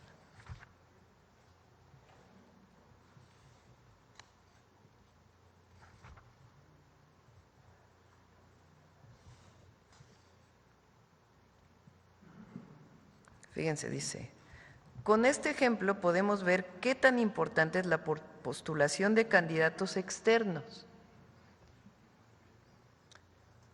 Cuanta mayor apertura, mejor. Cuando se lucha por hacer valer la democracia, no es aceptable el maniqueísmo. Los políticos no se dividen entre buenos y malos. Se distinguen sobre todo por su forma de actuar en determinadas circunstancias. Los fundadores del PRD, entonces, no éramos los únicos con derecho a participar. Repetía y repetía, el PRD no es nadie, no tiene dueño, es de todos. Es un instrumento de lucha al servicio de la sociedad. Entonces, no se trata de buenos o malos, o de quién llegó primero. Esto tiene que ver con la congruencia. Puede tratarse de una persona que viene del PRI, pero al momento de tomar postura y empezar a actuar en el movimiento popular, en el movimiento de izquierda, tiene una actitud distinta. No se puede cuestionar o juzgar a priori, a rajatabla. Hay que cuidar los principios, pero debe concederse el beneficio de la duda. En política hay que correr riesgos para avanzar. Es indispensable equilibrar principios con eficacia. Con más razón ahora, cuando existe una derecha neofascista y voraz, se requiere de unidad de todos los que nos situamos en el abanico de las fuerzas progresistas. Ahora sí voy a leer mejor. No estamos para ponernos muy exigentes, para exquisiteces, para decir este compañero sí, este no, este tiene una manchita, este otro no, es puro. Así no se puede. La política la hacen hombres y mujeres, no se hace con santos. Pero por eso hay que tener una visión amplia y abierta para preservar lo fundamental y no fijarse nada más en lo accesorio. Aquí viene otra parte, dice,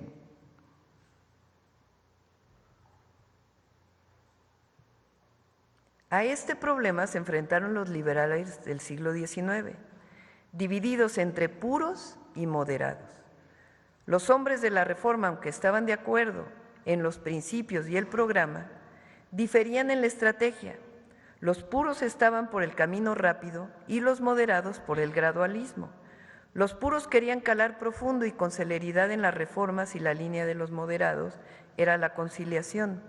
La política, decía Comonfort, debe huir de las exageraciones. En política, contestaba Ocampo, los temperamentos medios participan en todos los inconvenientes de los extremos sin ninguna de sus ventajas. Más adelante dice, lo cierto es que a Comonfort y Ocampo los asesinaron los conservadores. Yo lo que siempre digo es, todo hay que ponerlo en su justo término. Por supuesto que hay que defender siempre los principios. Ahora, sobre esta entrevista, pues la verdad, cero comentarios. No tengo nada que comentar. Ni tampoco sobre la persona que realiza la entrevista. Lo importante, yo creo, es, por ejemplo, en este caso, las reformas que presentamos al Congreso, constitucionales, legales, de leyes secundarias. Hay acuerdo entre todo el movimiento para aprobarlas. La reforma al Poder Judicial se aprobó, pues porque todos los que somos parte de nuestro movimiento decidieron apoyarla. Es decir, en lo principal estamos de acuerdo. Claro, si hay alguna irregularidad o algún otro tema, pues también tiene que revisarse. Pero para mí es muy importante, más allá de estos señalamientos, fíjense, Yo tuve diferencias con Ricardo Monreal, sí tuve mis diferencias, pero hoy estamos jalando parejo para avanzar en la transformación del país. Y siempre hemos jalado parejo para eso, porque puede haber diferencias en su momento, pero nunca en lo más importante, que es la transformación de México. Imagínense si yo hubiera dicho, no, pues los 6 que participaron, los 5 otros que participaron en la elección interna, en la encuesta, no, pues estaban contra mí, entonces ya no van a ser tomados en cuenta. Pues no, todos somos valiosos en este movimiento. ¿Confía la presidenta de la República en el diputado Ricardo Monreal? Está haciendo su trabajo, Ricardo, y somos parte de este gran movimiento. Somos parte de este gran movimiento. Quien apuesta a la división del movimiento, ese sí apuesta a la derecha. Ese sí apuesta al conservadurismo. Gracias, presidenta. Bueno, ahora sí el detector de mentiras. Vámonos.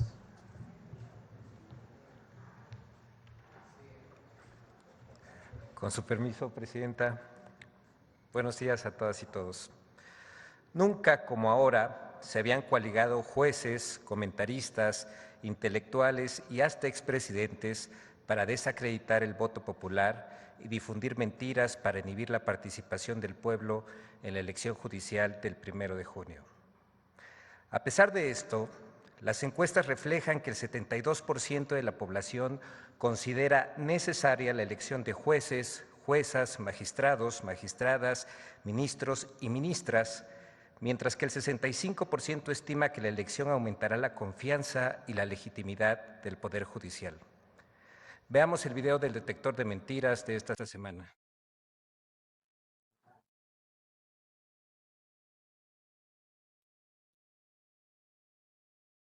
A unos días de celebrarse la elección judicial en México, políticos de oposición y comentaristas han impulsado en medios de comunicación y redes sociales una campaña para inhibir la participación de la ciudadanía con una ola de desinformación. 1. La elección judicial representa la captura y el control partidista del Poder Judicial. La elección está hecha para capturar al Poder Judicial. ¿Quién va a capturar al Poder Judicial? ¿Morena? ¡Mentira! Los candidatos en la elección del Poder Judicial no son personas designadas por Morena ni por el Gobierno de México. Los aspirantes se inscribieron de manera individual y voluntaria ante los comités evaluadores de los 3 poderes de la Unión, los cuales analizaron la idoneidad de cada perfil con base en criterios técnicos y legales. Posteriormente, los perfiles fueron reducidos mediante un proceso de insaculación transparente para ajustarlos a una cantidad de perfiles y a la paridad de género. El artículo 96 de la Constitución prohíbe a los partidos políticos realizar actos de proselitismo y posicionarse a favor o en contra de candidatura alguna en la elección judicial. 2. La elección judicial es una farsa. El resultado ya está decidido. Creo que no tiene ningún sentido participar en esto que es, a mi juicio, una farsa. La elección de ministros, magistrados y jueces me parece una farsa, armada para que Morena tome el control del Poder Judicial. Esta farsa de la votación judicial nos pone a nivel de países como Cuba, como Nicaragua, como Venezuela. Países con dictaduras que organizan votaciones, pero donde ya se sabe quién va a ganar. ¡Mentira! No hay resultados definidos de la elección judicial. El 1 de junio, la ciudadanía votará de forma directa para elegir a quienes integran el Poder Judicial, lo que garantiza un proceso abierto, democrático y sin imposiciones. Todo el proceso electoral extraordinario para la elección de diversos cargos del Poder Judicial de la Federación es un mandato contemplado en la Constitución mexicana y fue diseñado e implementado por el Instituto Nacional Electoral. 3. Los votos no serán contados por los ciudadanos. Que los votos no serán contados por los ciudadanos que, habiendo sido insaculados, integran las mesas directivas de casilla. Se confirma, el tribunal ya confirmó que los ciudadanos no contaremos los votos en la elección judicial. El proceso carece de las garantías que siempre nos dio el INE. Los ciudadanos no contarán los votos. ¡Mentira! En la elección judicial serán los consejos distritales, integrados por ciudadanas y ciudadanos, los que realizarán el conteo de los votos. La Ley General de Instituciones y Procedimientos Electorales establece que para formar parte de los consejos distritales no se debe militar en ningún partido político ni haber participado activamente en alguna campaña electoral. 4. La elección judicial permitirá el triunfo de candidatos relacionados con el crimen organizado. ¿Por quién vas a votar? ¿Vas a votar por el corrupto o por el narco? Mientras tanto, el Financial Times, el diario británico, dice: la elección judicial le abre la puerta al crimen organizado. Es un experimento único. Por supuesto, el peligro, y esto lo hemos dicho muchas veces, de que el crimen organizado logre imponer a sus candidatos. ¡Mentira! De conformidad con el criterio sostenido en la tesis de jurisprudencia 11/97 del Tribunal Electoral del Poder Judicial de la Federación, el cual asegura que los requisitos de elegibilidad pueden ser analizados al momento del registro de las candidaturas y cuando se califica la elección, el Instituto Nacional Electoral revisará la idoneidad de los candidatos judiciales, pasadas las elecciones del Poder Judicial el próximo 1 de junio. 5. La elección elimina la independencia y profesionalismo del Poder Judicial. La gran víctima de una reforma como estas es la independencia judicial. La independencia judicial es un requisito indispensable para que un sistema judicial funcione. No voy a votar el 1 de junio en la elección judicial porque pienso que el resultado de la votación no va a traducirse en la independencia de este poder, sino justamente en lo contrario. ¡Mentira! Con la elección judicial no desaparece ni el Poder Judicial ni la división de poderes. Otorga a los ciudadanos facultades que antes eran exclusivas del Poder Ejecutivo y Legislativo para elegir a través del voto a ministros, magistrados y jueces. Además, el 60% de las y los candidatos que participan en la elección judicial cuentan con experiencia al interior del Poder Judicial. El 60% de las personas que van a la elección son del Poder Judicial. Tienen experiencia dentro del Poder Judicial y el Poder Judicial tiene 2 vías para proponer. Ahí en la boleta dice EF, que está en funciones y fue a la elección, decidió aceptar el pase directo que tenía, y los que propuso el Poder Judicial. Los que propone el Legislativo y el Ejecutivo también tienen un fuerte componente de gente que tiene experiencia.